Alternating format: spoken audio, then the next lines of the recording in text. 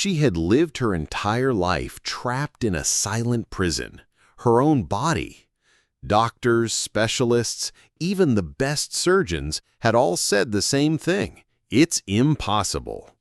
Her parents tried everything money could buy, but nothing worked. Then, one ordinary afternoon, a boy with nothing, no home, no family, no shoes on his feet, stepped forward with quiet determination. And what happened next left an entire room speechless. Could a stranger's touch succeed where the world's finest medicine had failed? Emily was the daughter of one of the most respected surgeons in the city, a man known for saving countless lives. Their home was filled with polished floors, soft carpets, and the hum of expensive machines meant to help her walk. But none of them ever worked. From the moment she was born, Emily had never taken a single step. Her legs remained still, fragile, and unresponsive. Yet, she carried herself with quiet grace, spending her days in a wheelchair that had almost become a part of her. She read books about faraway places, imagining what it would be like to walk along a beach or run through a field of flowers. Her father poured his knowledge, wealth, and heart into finding a cure, flying in specialists from around the world, but each visit ended the same, with sympathetic eyes and the word impossible. No one knew that the answer to her lifelong struggle would not come from a hospital or a team of experts, but from the most unexpected person in the most unexpected way. The boy's hands trembled slightly as they rested near Emily's ankles, his bare feet pressed against the cold pavement. Around them, the crowd's murmurs grew sharper. "Get away from her!" someone shouted. "He's just trying to scam you!" another voice accused. Emily could feel the tension closing in like a tightening rope. Her father's protective stance loomed behind her, ready to pull the boy away at any second. Shopkeepers glared openly now, their whispers dripping with prejudice, judging not just his poverty, but the color of his skin. But the boy didn't move. His eyes shut tight, his expression one of fierce focus. The plaza's noise seemed to dim as Emily felt something strange, a spark, a pulse spreading through her feet. Her breath caught.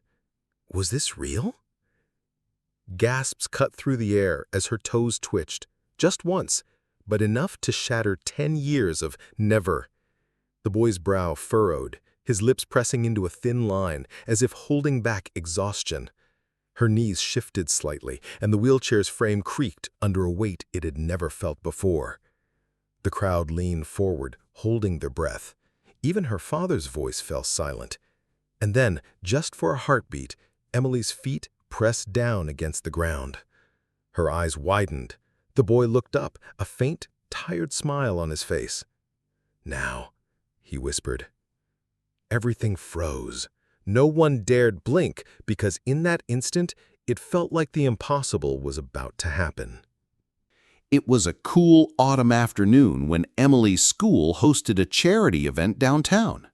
Her parents rarely let her out in crowded spaces, but that day they agreed, thinking it might lift her spirits. The streets bustled with music, food stalls, and colorful banners.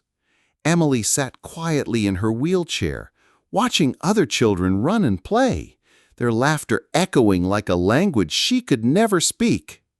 She smiled politely when people greeted her, but behind that smile was a familiar ache, one she'd learned to hide. That's when she noticed him, a boy about her age, sitting on the curb, his clothes faded and too big for his thin frame. His bare feet rested on the cold pavement, and he clutched a paper cup with only a few coins rattling inside. People passed him without a glance, some even crossing the street to avoid him. She saw the way shopkeepers stared, their eyes narrowing in suspicion. She overheard whispers, sharp, dismissive words about his kind, and how he was probably up to no good. It was the same tone she'd sometimes heard when people spoke about race in hushed voices.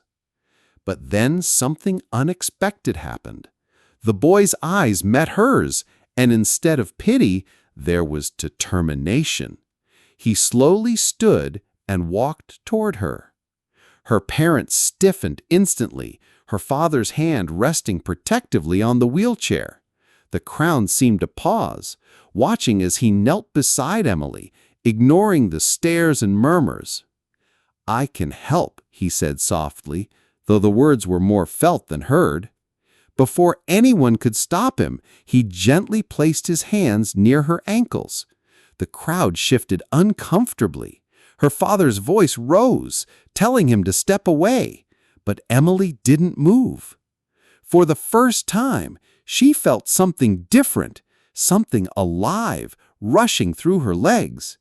And in that moment, as gasps rippled through the air, she realized this was far from over. The moment Emily's toes moved, the world around them seemed to shatter and rebuild in the same breath. Gasps turned to silence. Her father, who had spent a lifetime chasing miracles through science, was frozen in disbelief. The boy slowly pulled his hands back, breathing heavily, his small frame trembling from exhaustion. Emily stared at him, not with pity, but with awe. She didn't understand how or why it worked, but in that instant, she felt more alive than ever before. Some people in the crowd still muttered under their breath, unwilling to believe what they had seen. Others wiped away tears, their skepticism melting into quiet wonder. The whispers about his skin color and ragged clothes suddenly seemed small, petty, and shameful in the face of what had just happened. Emily's father knelt beside her, placing a hand on her leg. "It's real," he whispered, almost to himself.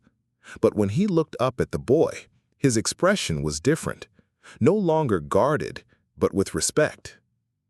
In that single moment, one truth was undeniable. Compassion and talent can come from anywhere, from anyone, regardless of race or circumstance. As the boy turned to leave, Emily's voice trembled. "Wait! Thank you!"